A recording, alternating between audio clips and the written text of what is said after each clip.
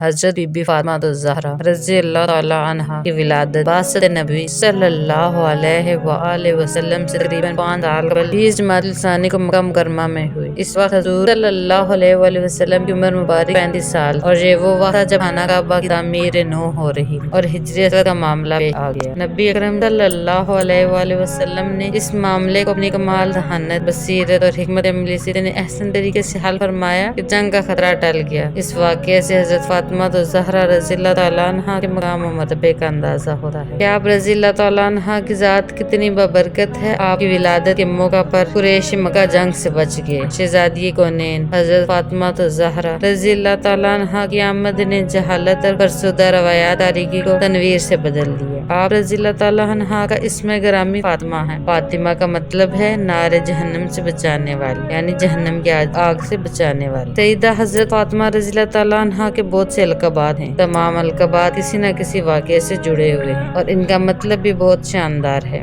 آپ رضی اللہ تعالیٰ عنہا کے القابات میں سب سے زیادہ مشہور یہ چند القابات ہیں۔ زہرا کلی یعنی کہ جنت کلی، بطول اللہ کی سچی اور بے لوث بندی، اللہ کی راہ میں دنیا سے قطع تعلق کر لینے والی، نساء العالمین سارے جہانوں کی عورتوں کی سردار، سید النساء اہل جنت یعنی کہ جنت کی عورتوں کی سردار، جگر گوشے رسول یعنی کہ نبی پاک صلی اللہ علیہ وسلم کا جگر کا گوشہ، نبی کی لخت جگر، راضیہ اللہ اور اس کے رسول کی رضا پر راضی رہنے والی، مرضیہ اللہ اور اس کے رسول کی مرضی پر چلنے والی، طاہرہ پاک باز، مطہرہ پاک صاف خاتون، سیدہ زہرا طیبہ طاہرہ، سیدہ زہرا طیبہ طاہرہ جان احمد کی رحمت پہ لاکھوں سلام۔ حضرت فاطمہ زہرا رضی اللہ تعالیٰ عنہا رسول اللہ صلی اللہ علیہ وآلہ وسلم کی سب سے چھوٹی صاحبزادی ہونے کے باعث بچپن ہی سے آپ صلی اللہ علیہ وآلہ وسلم اور اپنی والدہ ماجدہ خدیجہ الکبریٰ رضی اللہ تعالیٰ عنہا کی لاڈلی تھی۔ حضور اکرم صلی اللہ علیہ وآلہ وسلم نے جب نبوت کا اعلان کیا تو وہی قریش جو آپ صلی اللہ علیہ وسلم کو صادق اور امین کے لقب سے جانتے تھے، آپ کی جان کے دشمن بن گئے اور آپ صلی اللہ علیہ وآلہ وسلم کو ہر ممکن ایذ رسائی سے، حق گوئی سے روکنے کی کوشش کی۔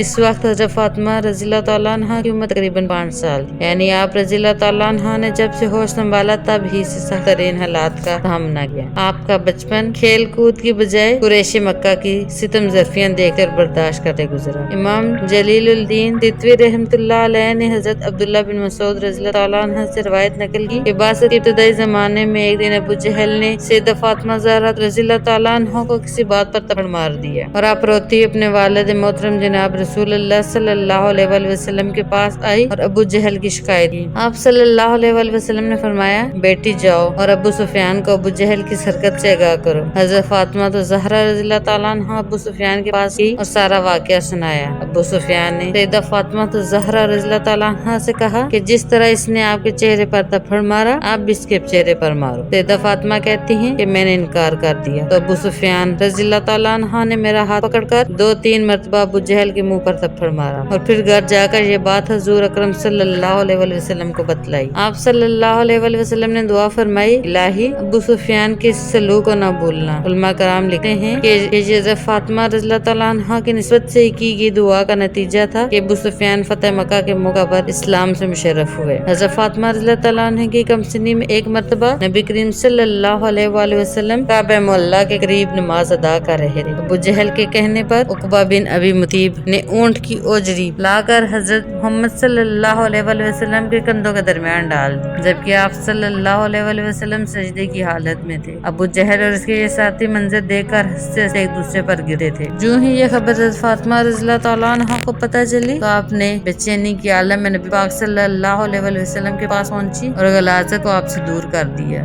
جو رسول اللہ صلی اللہ علیہ وآلہ وسلم اللہ کی وحدانیت کا نعرہ بلند کرتے تو کفار مکہ کے رویے سخت سے سختر اور مظالم روز بروز بڑھتے چلے گئے۔ یہ فطری عمل ہے کہ بچے ایسے کشیدہ حالات کا گہرا اثر لیتے ہیں، لیکن ان سب حالات کے باوجود سیدہ فاطمہ رضی اللہ تعالیٰ عنہ نے ہمیشہ حضور اکرم صلی اللہ علیہ وآلہ وسلم کی ہمت بندھائی، کبھی اپنے والد گرامی جناب رسول صلی اللہ علیہ وآلہ وسلم سے اس عظیم مشن سے ہٹنے کی ضد نہیں کی۔ حضرت فاطمہ بچپن ہی سے نہایت ذہین، فتین اور تنہائی پسند طبیعت مالک، وقتاً فوقتاً نبی کریم صلی اللہ علیہ وآلہ وسلم اور حضرت خدیجہ الکبریٰ رضی اللہ تعالیٰ عنہ سے ایسے سوالات پوچھتی جن سے آپ رضی اللہ تعالیٰ عنہ کی ذہانت اور فتانیت اور اللہ کی طرف رغبت کا اظہار ہوتا تھا۔ ایک روز سیدہ فاطمہ نے بڑی معصومیت سے اپنی والدہ خدیجہ سے سوال کیا، ہم جس خدا کی عبادت کرتے ہیں کیا اسے دیکھ بھی سکتے کرتے ہیں، یعنی اپنے رب کی معرفت کی جستجو بچپن ہی سے آپ کی رگ پہ میں رچی بسی تھی۔ نبی کریم صلی اللہ علیہ وآلہ وسلم وجہ تخلیق کائنات اور اللہ کی محبوب ترین ہستی ہیں، جبکہ نبی پاک صلی اللہ علیہ وآلہ وسلم کی محبوب ترین ہستی حضرت فاطمہ ہیں۔ رسول اللہ صلی اللہ علیہ وآلہ وسلم نے اپنی خوشنودی، رضا اور ناراضگی کو اپنی پیاری بیٹی کی خوشنودی، رضا اور ناراضگی سے مشروط کر دیا اور فرمایا فاطمہ میرا ٹکڑا ہے، جس نے اس کو غضب نہ کیا اس نے مجھ کو غضب نہ کیا۔ صحیح بخاری۔ حضرت فاطمہ رضی اللہ تعالیٰ عنہا کی عمر مبارکہ جب 15 سال کی ہوئی تو آپ کی والدہ خدیجہ الکبریٰ کا انتقال ہو گیا۔ حضور علیہ الصلوۃ والسلام نے اپنی شہزادی کی تربیت خالص درویشانہ اور فقیرانہ ماحول میں فرمائی۔ یہی وجہ تھی کہ آپ